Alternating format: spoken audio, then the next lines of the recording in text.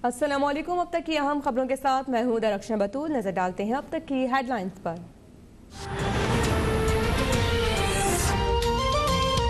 बिलावल भुट्टो ने पीटीएम को show cause notice फाड़ फेंका। हम सियासत इज्जत के लिए करते हैं, इज्जत से बढ़कर कुछ नहीं।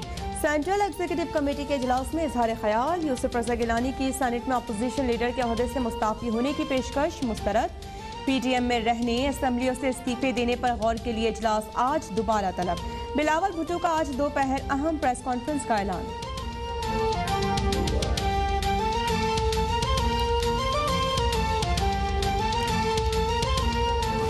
ट्रकों के ऊपर किचन्स होंगे और ये फिर सारे इलाकों को कवर करेंगे जिधर सबसे ज़्यादा गुर्बत है और जिधर बच्चे गरीब फैमिलीज भूखा सोती हैं रात को। कानून की बालादस्ती की जंग लड़ रहे हैं। करप्ट अनासर का सहूलतकार निज़ाम खत्म करना होगा। वज़ीर-ए-आज़म इमरान खान का तकरीब से खिताब। किचन ट्रक का जाल पूरे मुल्क में बिछाने का ऐलान। लाहौर, फैसलाबाद और पेशावर में भी कोई भूखा ना सोए प्रोग्राम का आगाज। वज़ीर-ए-आज़म से मोहतरम जामिअतुल रशीद कराची मुफ्ती रहीम की भी मुलाकात। रियासत मदीना के विजन और हुकूमत की मुआशी पॉलिसीज पर तबादला ख्याल।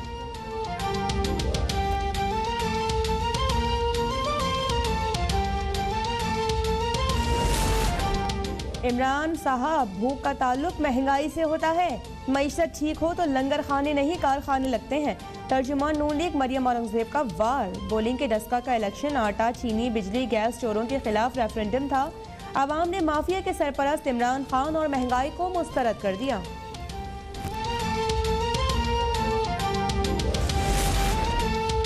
इमरान खान ने माफिया को ललकारा है। स्विट्स अकाउंट्स केस दोबारा खोला जा रहा है। वज़ीर दाखिला शेख रशीद का ऐलान। कहा कि नालायक अपोजिशन का मिलना इमरान खान की खुशकिस्मती है। पीटीआई डस्का में हार कर भी जीत गई। मनी लॉन्ड्रिंग और चीनी माफिया के खिलाफ केसेस मैं नहीं, शहजाद अकबर देख रहे हैं।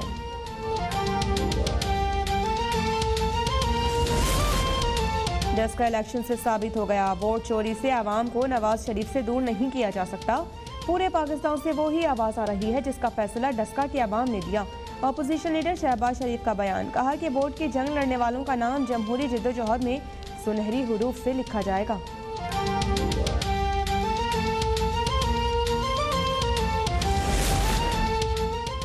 डस्का में पीटीआई को 2018 के मुकाबले में 37% वोट ज्यादा मिले। आरओ ने बड़ी मुश्किल से पीटीआई की फतह हार में बदली। फिरदौस आशिक आवान का दावा। फवाद चौधरी बोले कि डस्का में नून लीग नहीं जीती बल्कि पीटीआई हारी है। पीटीआई को अपनी सफ़ें दुरुस्त करना होगी।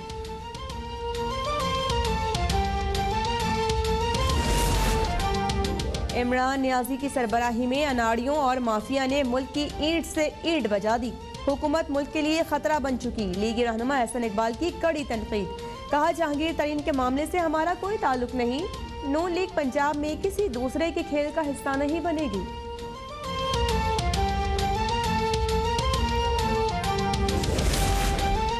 बदउनवानी का खात्मा नैब की अव्वलीन तरजीह है। नैब ने अपने क़याम से लेकर अब तक लूटे गए 714 अरब रुपए कौमी खजाने में जमा कराए।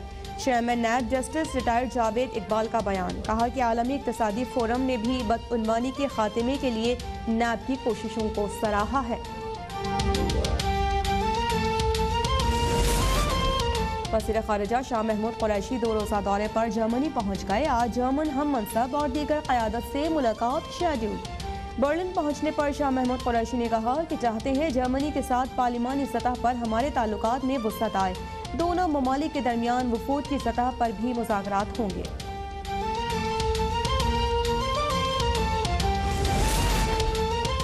मुल्क में कोरोना की तीसरी लहर मज़ीद 114 जिंदगियां निकल गई। 5050 नए मरीजों का इजाफा। पंजाब में मुस्बत केसेस की शरह 15% से बढ़ चुकी। लाहौर में सरकारी अस्पतालों में तमाम वेंटिलेटर्स ज़ेरे इस्तेमाल। साहिवाल में 35 असातिज़ा बीमार होने के बाद स्कूल बंद करने की सिफारिश।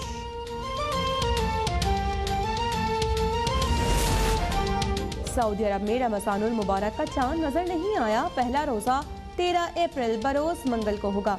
पाकिस्तान में रोहित हिलाल कमेटी का इजलास मंगल को पेशावर में होगा। अल्लामा ताहिर अशरफी कहते हैं कि इस दफा पूरी कौम एक ही दिन पहला रोजा और ईद करेगी। रमजान में मसाजिद SOPs के तहत खुली रहेंगी। بھارت میں کورونا کی صورتحال مزید خوفناک، 24 گھنٹے میں مزید 1.5 لاکھ افراد وبا میں مبتلا، 5 ماہ کے بعد ایک دن میں سب سے زیادہ 839 اموات۔ ریاست مہاراشٹر میں لاک ڈاؤن میں مزید توسیع کا امکان، وبا کے باوجود ہردوار میں ہونے والے کمبھ میلے میں ہزاروں افراد کی شرکت۔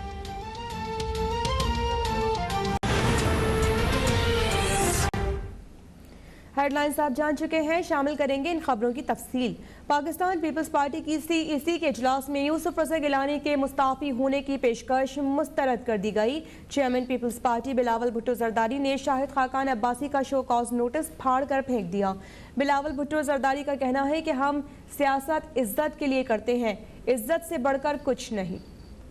پیپلز پارٹی کی سینٹرل ایگزیکٹو کمیٹی کا اجلاس، سابق صدر آصف زرداری کی بذریعہ ویڈیو لنک شرکت۔ اجلاس سابق صدر آصف زرداری اور بلاول بھٹو کی زیر صدارت ہوا، جس میں PDM کے شوکاز نوٹس کا معاملہ زیر بحث آیا۔ ذرائع کے مطابق بلاول بھٹو نے شرکاء کو شاہد خاقان عباسی کا شوکاز نوٹس پڑھ کر سنایا۔ بلاول بھٹو نے اجلاس میں PDM کا شوکاز نوٹس پھاڑ کر پھینک دیا، جس پر CEC کے شرکاء نے تالیاں بجائیں۔ اجلاس میں یوسف رضا گیلانی نے اپوزیشن لیڈر کے عہدے سے مستعفی ہونے کی پیشکش بھی کی۔ انہوں نے کہا کہ عہدہ کوئی معنی نہیں رکھتا، جمہوریت کے لیے ہم نے قربانیاں دی ہیں۔ اجلاس کے شرکاء نے یوسف رضا گیلانی کو جواب میں کہا کہ آپ کو مستعفی ہونے کی کوئی ضرورت نہیں، پوری پارٹی آپ کے ساتھ کھڑی ہے۔ CEC اجلاس میں کشمیر پر PTI کی کنفیوز پالیسی پر تبادلہ خیال کیا گیا۔ اجلاس میں وزیر اعلیٰ سندھ مراد علی شاہ، PP شعبہ خواتین کی مرکزی صدر فریال تالپور سمیت دیگر رہنما بھی شریک ہوئے۔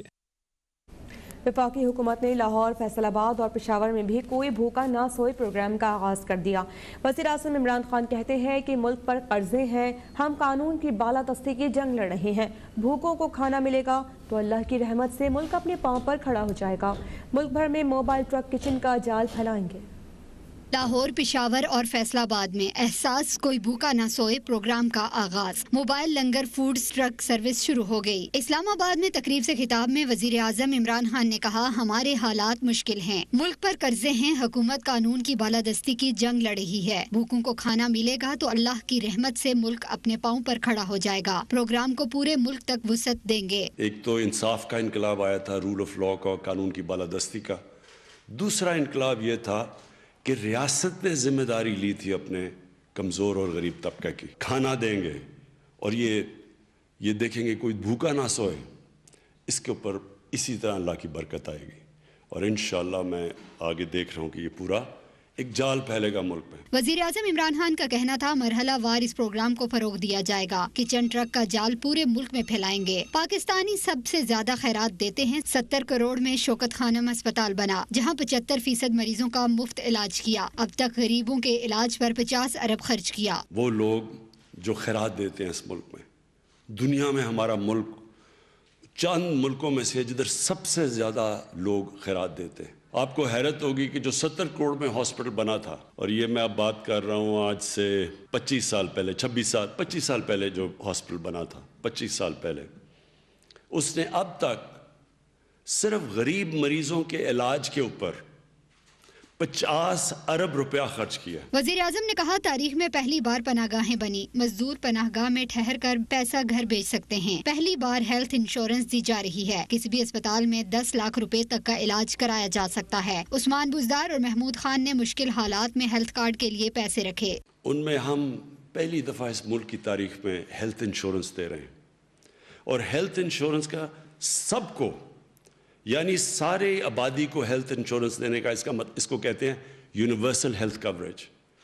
یہ ہمارے سے امیر ترین ملکوں کے پاس بھی یہ نہیں ہے کہ ہر شہری کے پاس ہیلتھ انشورنس ہو۔ ایک خاندان، وہاں بیماری ہوتی ہے، پیسے ان کے پاس نہیں ہیں، تو ہر خاندان کے پاس ایک کارڈ ہو کہ 10 لاکھ روپے تک وہ کسی بھی ہسپتال میں اپنا علاج کروا سکتے۔